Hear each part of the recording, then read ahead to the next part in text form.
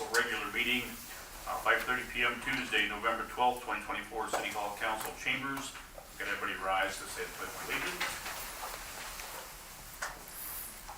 Pledge allegiance to the flag of the United States of America, to the republic for which it stands, one nation, under God, indivisible, with liberty and justice for all. Welcome, everybody. We do have an addition to the agenda under the D, which is D4, application to conduct off-site gambling, Worthington Hockey Association. So with that, can I have a motion? Move to approve with the addition. Second. Okay, we have a motion and a second. Any further discussion? All in favor, say aye. Aye. Opposed, same sign. Motion carried. Consent agenda, we've got city council minutes of October 28th, 2024. Boards and commissions, water and light meeting minutes of November 4th, 2024. Traffic and safety committee meeting minutes, October 29th, 2024. Safe Roads Coalition meeting minutes of October 28th, 2024. Worthington Public Arts Commission meeting minutes of October 8th, 2024. Prairie Justice Center Joint Operations Committee meeting minutes. Minutes August 14th of 2024. And we have got application to conduct outside gambling and bills payable. Move to approve the consent agenda. Second. Okay, we have a motion and seconded. Any further discussion? All in favor, say aye. Aye. Opposed, same sign. Motion carried. Council Administration. Mr. Mayor, could you take a moment to introduce our new council members and the movements of other council members? Yes, thank you. For the I would be more than happy to. We do have a new addition, an old timer coming, but welcome Mike Cooley is going to be our Ward 2 council member, and we shifted Dennis Weber to council at large. And He's honoring. honorary council this time. Okay. And then we've got running unopposed Amy Ernst and also Chris Kilblock. So, thank you everybody for this. Is great. Thank you, Mayor. You're welcome. Thank you. All right, first item of business is the second reading of the proposed ordinance to amend the stormwater utility rate. Complete copy of the ordinance was in the October 28th council agenda. Council action is requested to give a second reading to the proposed ordinance. Been any public input? Any comments? Okay, Mike. If you want to excuse me a minute, I need some clarification on this. I have some concerns, the rate increases, just this year's 19%, it was 10%, double digit. I don't have the history of the rate increases before that, but if I recall, they were pretty hefty every year. And, I'm wondering what is driving that. We're an MS4 city, and what are the minimum requirements? And because we're at 10,000 people, but if there's a city at 8,000 or 9,000, they've probably got the same issues. So why are we? Go ahead. Well, the Minnesota Pollution Control Agency has set the 10,000 population as a barrier where cities above that are what are called MS4 cities, which is sewer separation requirements and to keep stormwater out of lakes and rivers in part. We do have a lot of the information that you have requested, so Todd Weisman, our Public Works Director, and Gu, the city engineer, can come up and address a number of your questions and concerns as to what is driving these increases. So if you could start with a little history on those rate increases, do you have that? That's what the rates that she does. I can tell you that, I pulled them back from 2017, as far back as I went. And the highest rate we had, over those years was 4.72% increase. If you average out with our 10% of last year, all the way back to 2017, we averaged just a little over 4.2% increase per year. Which doesn't, as Gu can tell you, a city engineer, doesn't match the price of the increased cost of construction projects. So we were kind of falling behind. What's driving this big, huge rate increase right now is that we're doing, Gu is doing one big project, which is about a $973,000 project, I believe, and that's the improvement of the Centennial Stormwater Lift Station. So that involves a new building and new pumps and a bunch of stuff. And so that's a big driver of this big increase. He is using some reserves, and we are increasing the stormwater utility fund to fund this one project. Actually, most of the reserve fund we're using for that project, only maybe 20% of the whole project is actually coming out of from utility revenue. The rest of them is using from reserve fund. So these lift stations, how many of those do we have in this town? For storm sewer, we only have one spot. Just that one. only. That's the only one? Yep. How long has this been on the CIP and it has not been As addressed? far as I know, more than 10 years. Yeah. I believe. It goes back farther than that. I know Yeah, that it go, part. I believe 2000, I think they started putting money in reserves in 11 or 12, 2011 or 12, and they started putting money in reserves, and they put 140, it was projected to be about a $325,000 project in, I believe, 2015. They started putting money away, but it got pushed off and pushed off and pushed off, and now we're at a $900,000 project. If you look at the operation side of stormwater, we actually, and I got the actual 25 and the 24 budgets here, and I can get them provided for you. In the operations part, we actually went down some money. What's driving it is our CIP, and this one big project is what's really pushing this big increase this year. I think you can talk to Gu or myself, and once we get this project done, we're not planning on having these kind of increases in the next few years, because we have to get this big project done now, and that's what's driving this one large increase. And I think your idea is we're going to keep it at a very minimum amount of raised amount after we get this one project done. So the storm sewer, it's good to hear that we don't have a lot of those to upgrade or replace or repair. So you had in there, you said something about 848,000, you had to add 165 for this. Yeah. For that. So the 848, is that mostly street cleaning? Or is that other things? As far as Our operations budget under the stormwater utility is just over $500,000 a year.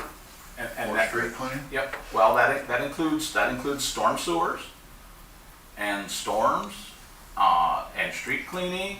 That involves anything that has to do with our stormwater system.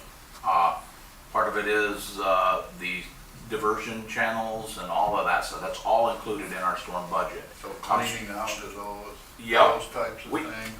We have, So it's just not street cleaning? nope. It's more than that. Our total street cleaning budget for this is the 24 budget, total street cleaning I'll give you the 23 budget, because that was $88,000. That was the entire budget for street cleaning. Oh. So $88,000. And we probably do more street cleaning than a lot of communities, but part of that is because everything that gets on the street runs to our lake. Yeah. And in note of that, still get complaints that we don't do it enough Right. by some people. Yeah, yeah. We and that includes the ERS That's included the ERS and everything for street. Equipment replacement Yep. schedule. So that's, everything was $88,000 in '23. And our, From 88 to 848, what's that? The 848, that's his construction project. No, that includes everything, Oh, right, with street cleaning Yeah. and the CIP part. Right. The whole Yeah, together is the- 848. yeah, the street cleaning, storm sewers, and the CIP project is 848.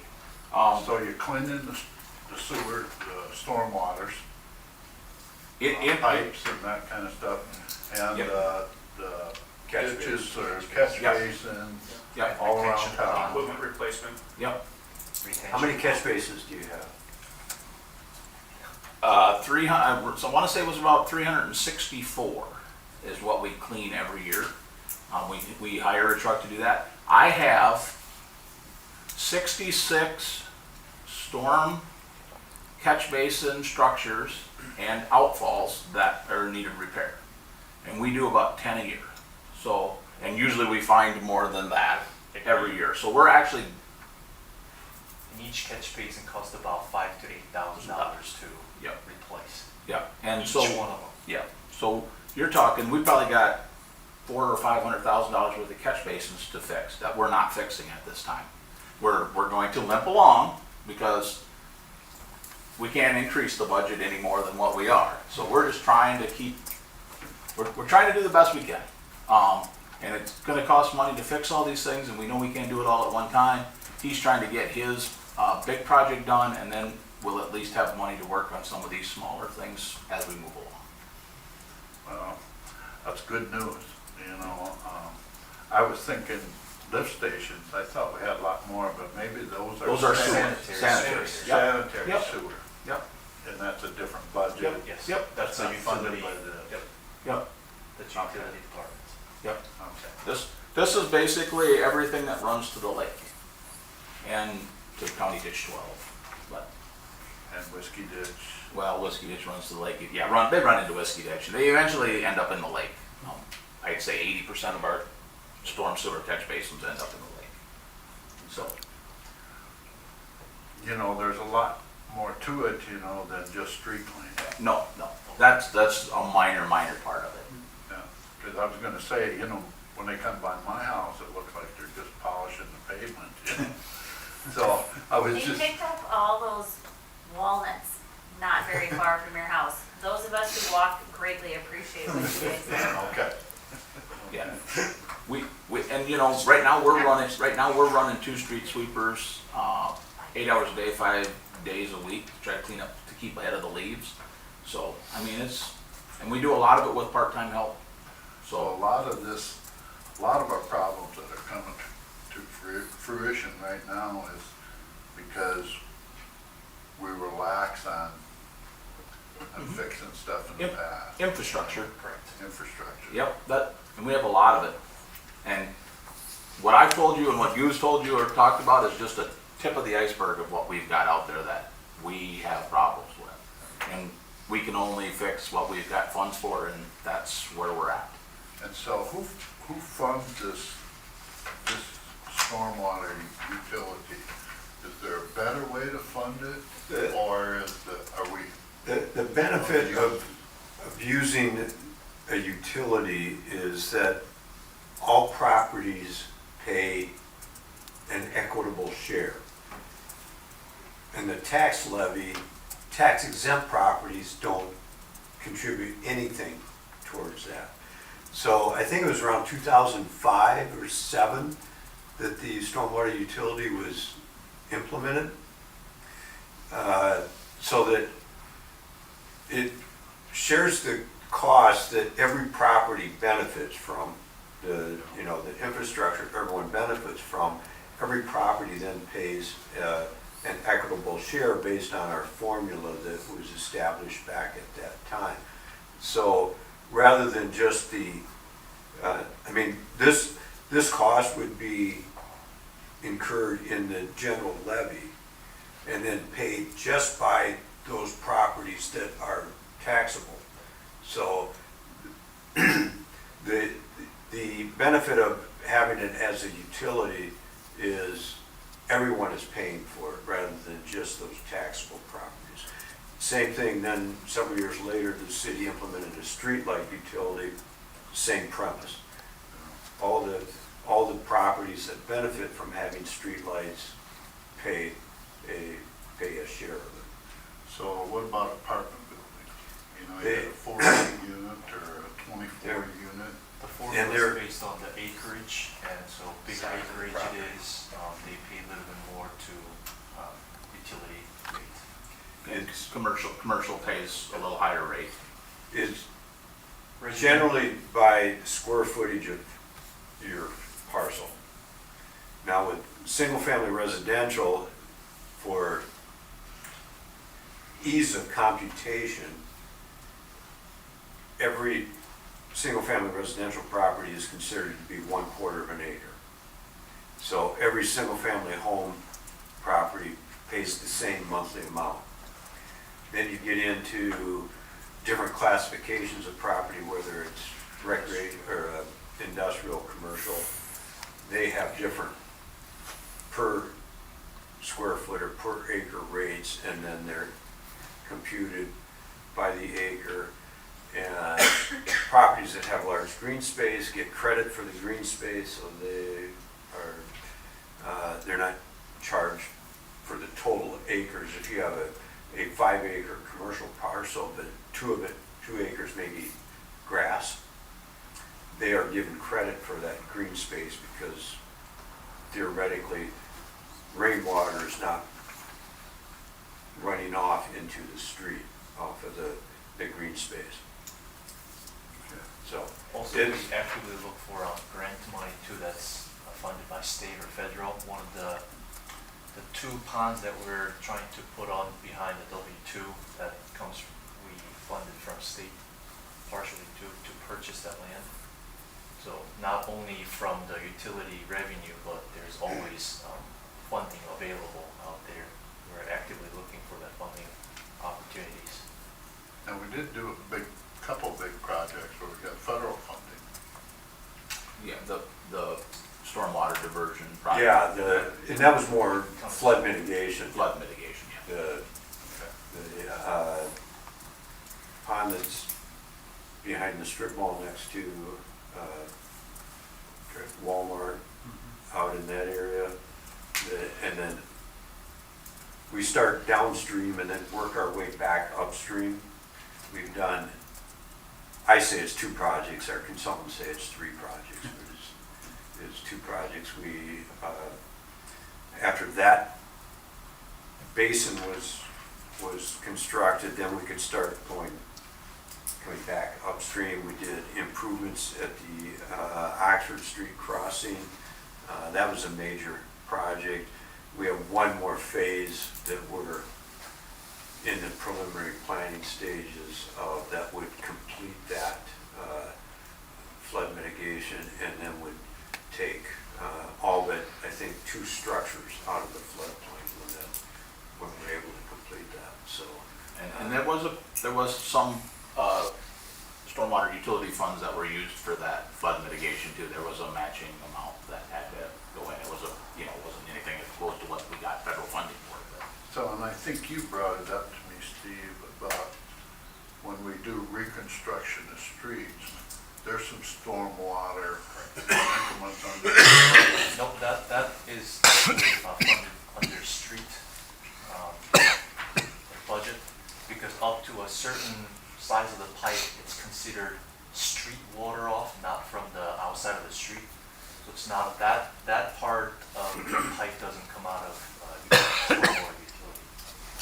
But we may start looking at that closer and using the utility to help fund that street project. Our auditors had pointed out was their recommendation that we, Because Usually, that we maybe could help lower the burden on the property tax owner on one side, you know, and switch it over to the utilities. Right. Usually MinDOT funded up to 8 inches of storm pipe, and the 8-inch that the city comes in and pay for bigger size pipe. So anything less than 8 inches is considered street part of the drainage system. And we don't use 8-inch, do we? We Maybe use on a the lot very- bigger than usually. Yeah. It's usually What's that? bigger than 8-inch. Yeah. So we can start cost sharing on the difference in cost between an 8-inch storm sewer segment versus what we may put in a 12 or 16, whatever it may be. That additional charge can go back into, be funded through the utility, Okay. which that will lower the assessable cost, total construction cost on these street projects as we move forward in the You future. could give the homeowner, the property owner, a little relief. Yeah. Or maybe the owner, not necessarily the person living in it, because Yeah. if it goes to the utility side, somebody's gonna pay for it there. Right. Right, So- that's true. Right. Splitting hairs. Yeah, you're just shifting the sum. But yeah. Yeah. You know, that gives me a little more, I was just concerned about the MS4 thing and then, you know, the street cleaning and if that was 800,000, you know, I didn't understand that. So thank you much for your Yep. information. Well, and the MS4s, there's two main purposes. One is to keep clean water out of the sanitary sewer system. And also is to protect our lakes by diverting as much dirty runoff that eventually ends up in our lake to help our lake quality. Okay. Thank you much, appreciate it. So a motion to, To approve second reading. Second. motion and seconded, any further discussion? All in favor, say aye. Aye. Opposed, same sign, motion carried.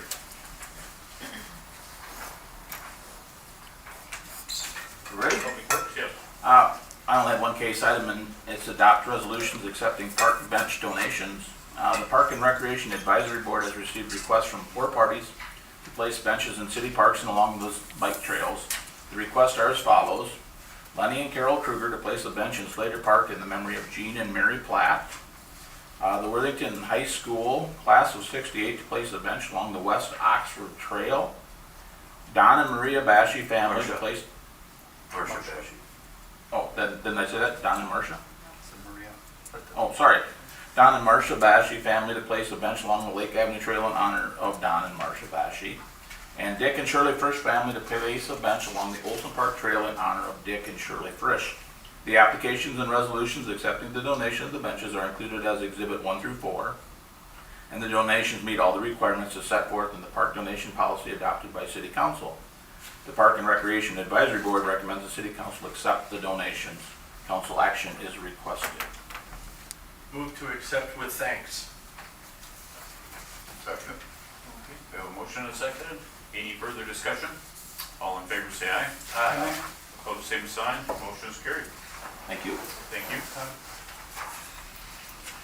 Engineering.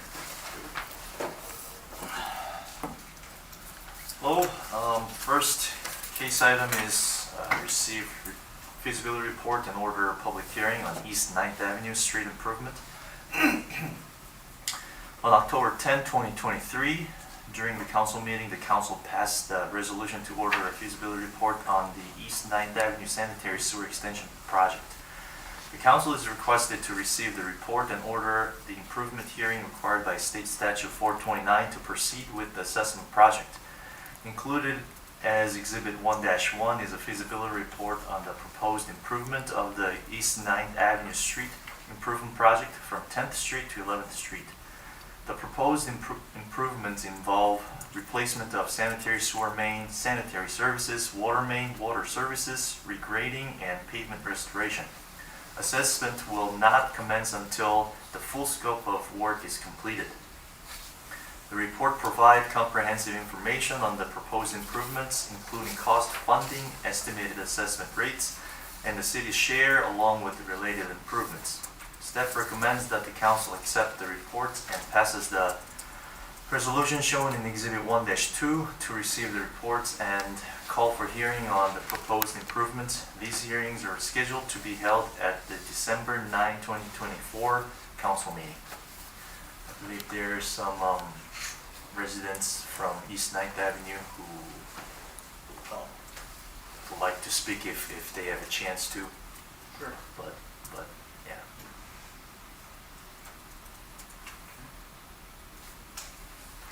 I know that we will have an open forum for that as well too, coming up with Public hearing as well, yeah. being December Does 9th. council have any questions or?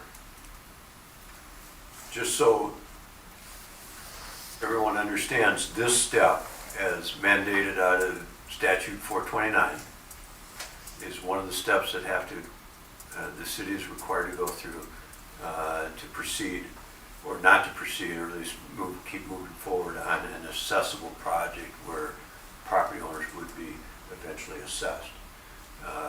And we had an opportunity to meet with two of the residents last week. Maybe Yes. trying to get it last week and discuss it with them and explain. But accepting this report moves us on to the next step, which is to hold a public hearing and In preparation of plan and specification. order plans to be prepared. So once we accept this feasibility report and the discussion we had about assessment rate will be set at this moment after you guys approve the exhibit or resolution of accepting the feasibility report. Do you have a direction from when you had the conversations with them? Maybe,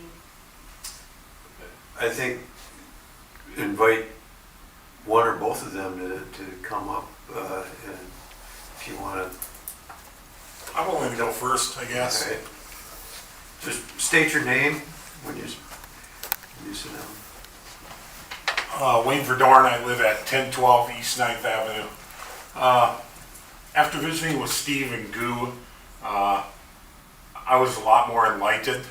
When I seen the article in the newspaper, I was completely confused. I mean, there was a lot of like, buy our properties, just everything. So Dustin and I got together and asked to meet with these guys. When I first brought this project forward, I don't know how many years ago, I never would have expected it would have become this big of a deal. I mean, I'm thinking if I dig up my sewer line, fix mine, it's maybe $5,000. They fix the street. My assessment is maybe $10,000, It's become a lot more than I think Dustin and I thought. I appreciate what we learned from Steve and Goo that, the council has talked at like capping it at 26 for us. It's still a lot of money. I mean, I told my wife about it after we met with these guys. She goes, well, we want to retire in 5 or 6 years. How can we afford that? Something has to be done. I mean, when I was here before, if I can't flush my toilet or take a shower, I'm in big trouble. I mean, my property becomes worthless. But I just want to say thanks for that. It's never what I expected, but we got to do something, and I don't know what else there is. We talked about, could we not do the project and maybe just, it's a 4-inch main, it's 80 years old. Could we just put it on a jetting schedule and let it go? But then what does that mean to us if something bad happens? What's it gonna cost me?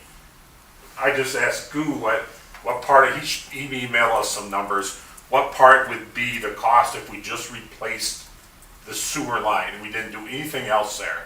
And it's like $98,000. Dustin and I and the neighbor, we can't afford $98,000.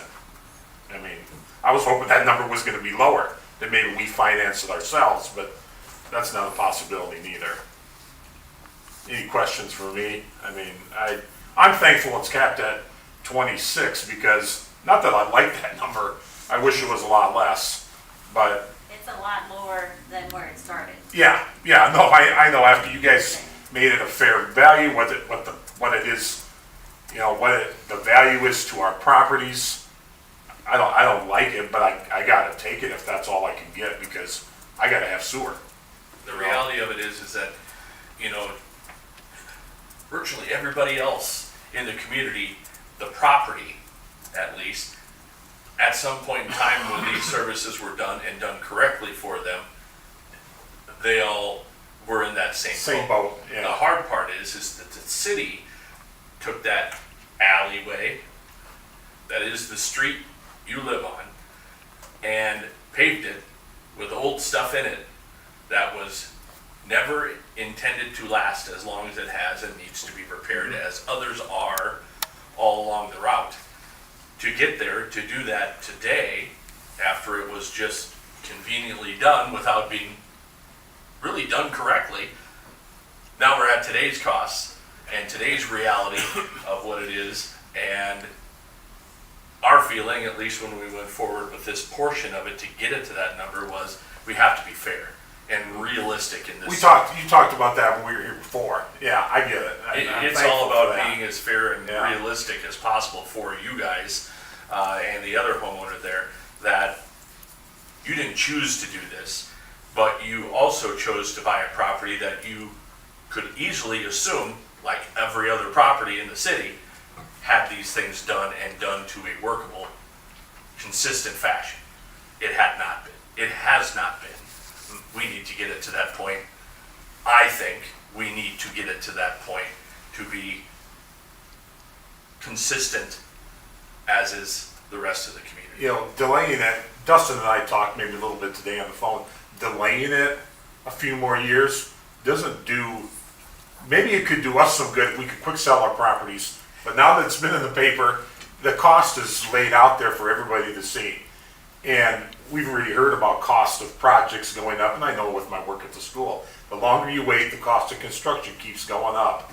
I get it, so delaying it isn't really an option anymore at this point, really. I get it, but I say thanks for capping it at where you have thus far. But the 26,000, that covers more than just the sewer. Yeah, it covers the water work, the repaving, everything, yeah, I Like understand that. drainage and all of that. Yeah. You know, in that area. So there's a lot of benefit. I know my taxes will double once this is assessed. That's what my wife's concern was, well, how are we gonna pay that? Well, we're just gonna have to save more money, or we don't retire as quick. Thank you. So the assessment's paid over so many years. 15 years. 15 years. Dustin, do you want to? Oh, yeah. Is that assessment amount, sorry, Dustin Lefdahl, he's ninth, right next to Wayne. Is that assessment, what we're gonna be assessed, is that set? That isn't set, you're gonna set that tonight, We discussed a cap, the cap, that it would not exceed okay? that number. And that is set, The cap. okay. Well, fairness seems like a exercise in futility at best in virtually all walks of life, and I'm not happy that I have to pay another $26,000, and I'm sure you guys aren't happy that you're having to deal with this problem that was created 80 some odd years ago. And I doubt very much that the rest of the taxpayers of the city are probably going to be happy that they're going to have to kick out some money. So if everybody is unhappy, that's probably a good spot to be in. That being said, my own selfish proclivities, because I'm going to have a significant tax burden, is, will you go any lower? Will you set the cap any lower? I know that you guys have been generous, and I know what GOO's projections are supposed to be for the homeowners, but I'm just going to ask. I guess when I I'd thought like to about add this, something to that too, when he makes this comment, like, I left our meeting and I am really the only property owner right now that has sewer issues every 6 months, every 8 months. I gotta get him in there to jet it, and my sewer backs up. He lives, his rental house is right next door. So I feel bad, like, I gotta pay 26, and I'm really the one with the biggest problem. But You some know, of- they some get of nothing, what- you know? They some don't of what really have you're a problem. doing also is relieving the other properties. Yeah, but they probably wouldn't see it for a long time. They might Yeah. not. So back to fairness, I feel bad that, I mean, maybe I gotta pay 26, but maybe they shouldn't because their sewer ain't backing up when mine is. But to pay for that,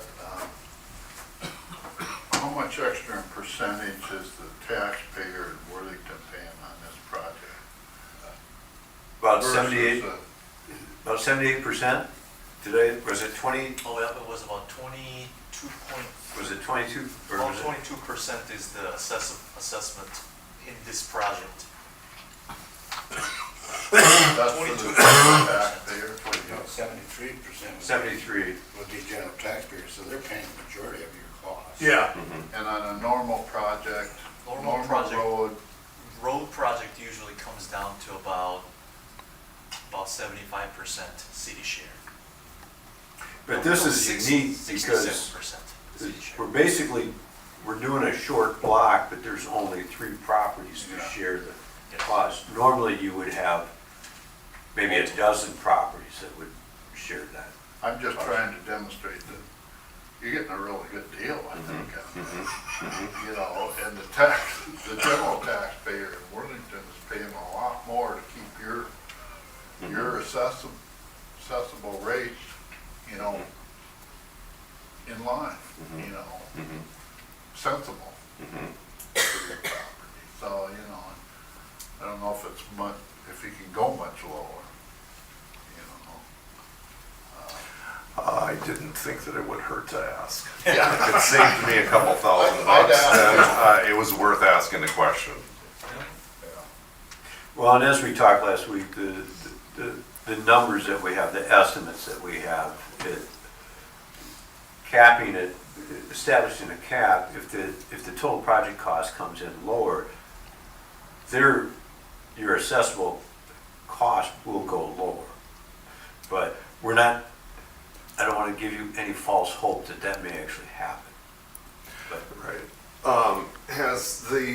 Have you guys investigated any further the 4th hookup on this line? I tried to look at that video, but it was very unclear, because there was a rover that big companies would use. It was just like a cable TV, so it was halfway under the water when half of the video was underwater quality.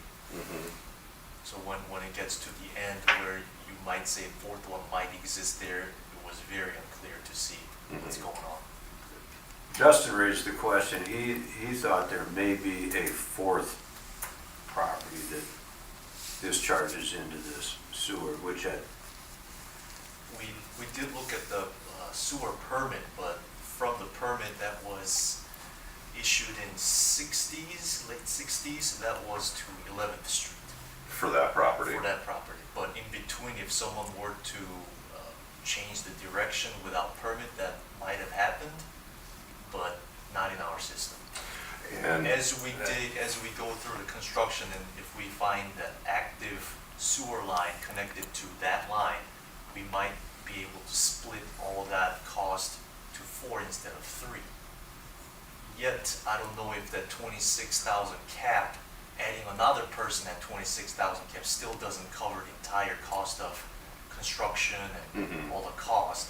So I don't know if that's finding 4th one necessarily means lowering the assessment cap. no, but that lowers the burden on the city. Correct.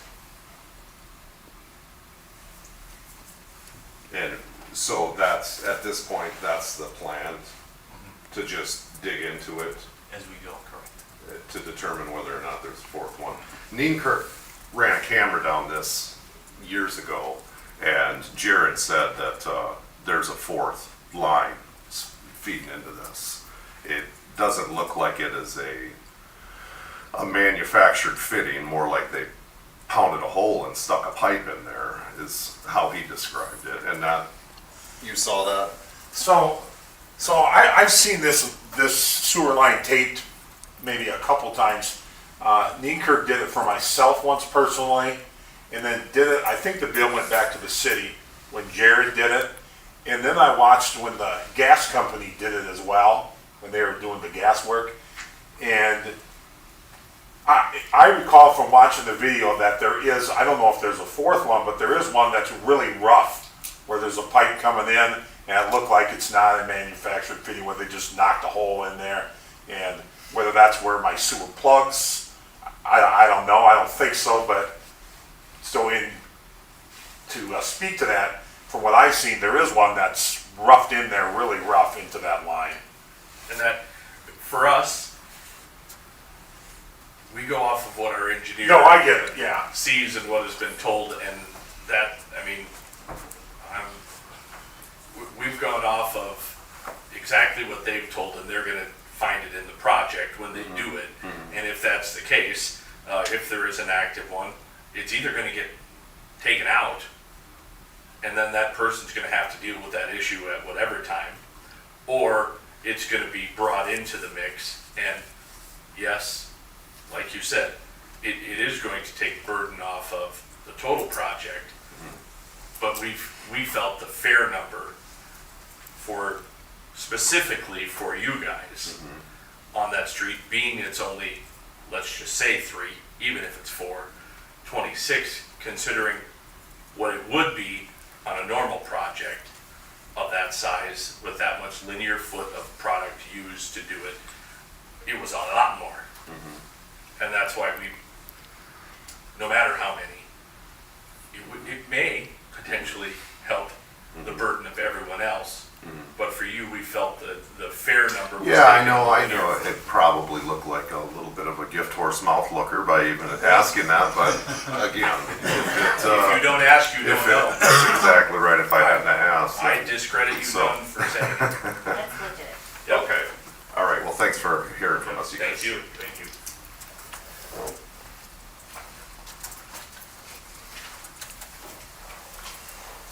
Okay. Reading the motion. I did. Move to approve the resolution, receiving the report and calling for the hearing. Second. Okay, we have a motion and seconded. Any further discussion? All in favor, say aye. Aye. Opposed, same sign. Motion carried.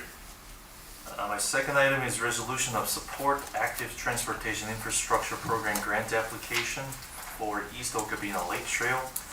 The City of Worthington is in the process of applying for active transportation AT program grant fund from the Minnesota Department of Transportation. The proposed project includes the construction of the East Okabena Lake Trail from Lake Street to Trunk Highway 5060. The AT program provides grant funding up to $100 million for construction cost, excluding right-of-way acquisition and engineering cost. We are applying for $650,000 to cover the cost of the culvert planned for installation under the railroad crossing, as the other parts of trail are already funded. The program application requires a resolution of support from the City Council. Staff requests the Council pass the resolution showing Exhibit 2. Chad. Up to 1 million, correct? Okay. For a moment there, it almost sounded like a 100 million. And I was like, that would be awesome, but just wanted to get it clarified that it was up to 1 million. Correct. All right. I know some of this trail has already been granted too, as far as the trail itself. Correct. Is the, plumbing underneath the road there. The cost to go through the viaduct, which Union Pacific has been agreeable. The direction that will go is a concrete box culvert that would allow them to actually take out the viaduct at one day in the future. So for safety and structural support, the box culvert is the way to go, which of course would go inside the existing viaduct. And So that's underneath the railroad, kind of behind the field house? yes. Okay. But they have been, Union Pacific, I guess, was actually quite agreeable.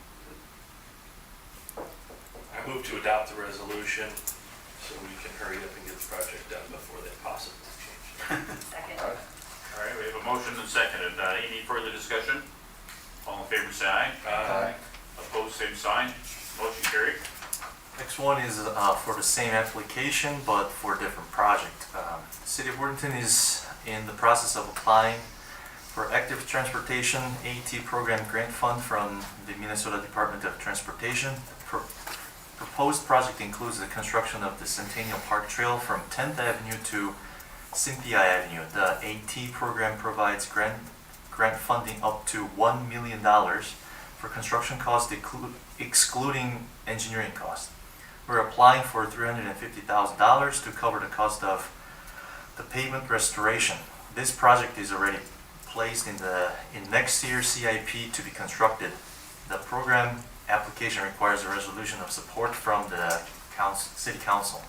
Staff requests the council pass the resolution shown in Exhibit 3. So that's just bituminous pavement there, currently, right? Pardon? That's bituminous Yes. pavement there? Correct. So that would be replaced with? With concrete. Yep. This project is in the 2025 CIP and part of our budget. Receiving this grant would reduce the amount that we would devote to that particular project. I would move to approve that. Second. Okay, we have a motion and a seconded. Any further discussion? All in favor, say aye. Aye. Opposed, same sign. Motion carried. Thanks, Coop. You. Okay, on to committee reports. I'm going to be attending the Coalition of Greater Minnesota Cities conference in Alexandria here on the 21st and 2nd. And I did give some information out to the middle school, 4th, 5th, and 6th graders. It's through the League of Minnesota Cities that they've got a contest for the essay for mayor for the day. So we'll see how that comes out. That's all I have. Amy? No report. Chris? No additional report. Dennis? No report.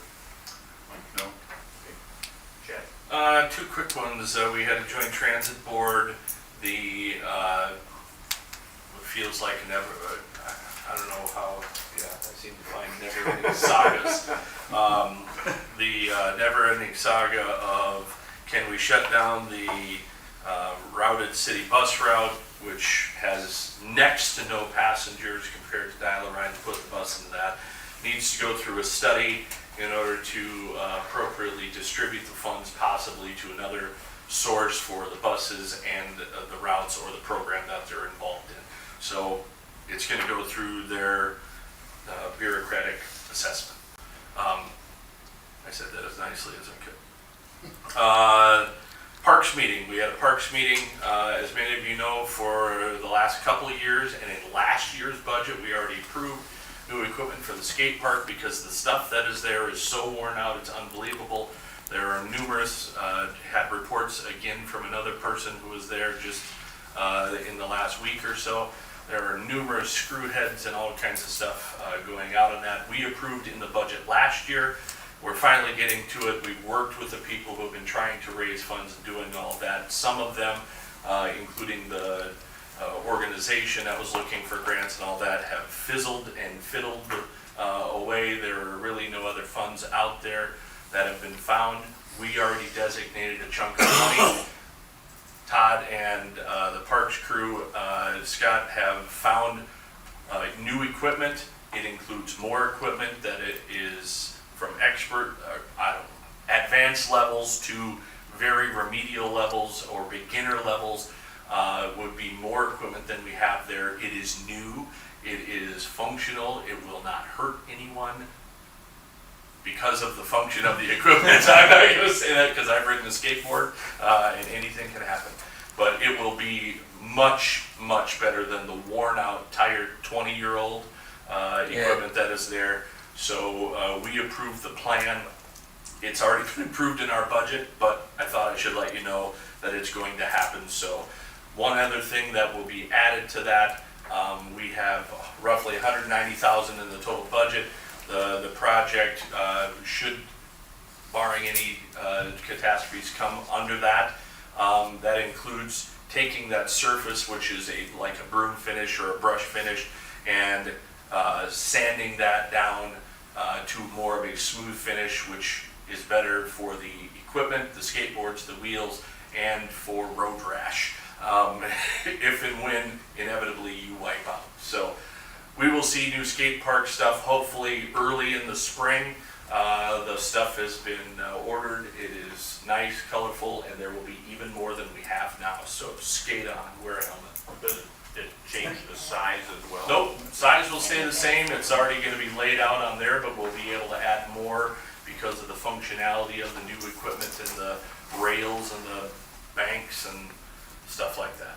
Yeah, we looked at trying to do an in-ground concrete one, and we had people that were trying to raise money, and we have to do something. So this will be above ground equipment, kind of like what we have now. Should last us a good 20 to 25 years. From everything from beginners to more advanced skateboarders, and so we're excited, and we've got the numbers. I've got solid numbers, and should come in under budget, and if we can make it work. I know they're redoing a bunch of electric stuff over there by the ball fields. I'd like to see a couple lights that are on a timer so people can use it, and they use it all the time now, light and dark or whatever, so it's used a lot. So, and I do have some copies I can pass out to you guys after the meeting and show you exactly what it looks like. Thank you, John. Same footprint though. Yes. That pad will not change. It will just be ground down to be more smooth. So maybe if they had enough skateboarders that might be crowded or something too, that, Sure. Should be. okay, good. Thank you. Steve? Last week I attended a couple of cybersecurity classes that the League of Minnesota Cities put on in Mankato and passed both tests. Congratulations. Tomorrow I'm venturing down to Iowa for a couple of hours to meet with a possible housing developer for a project that we've been in discussions with for some time. So we're going to meet down at their office tomorrow. And like the mayor said, next week is the coalition fall meeting. And I'll be there Thursday at noon till Friday at noon. That's all I have to think of. Move to adjourn. Second. Motion and seconded. Any further discussion? All in favor, say aye. Aye. Motion carried. Thank you all.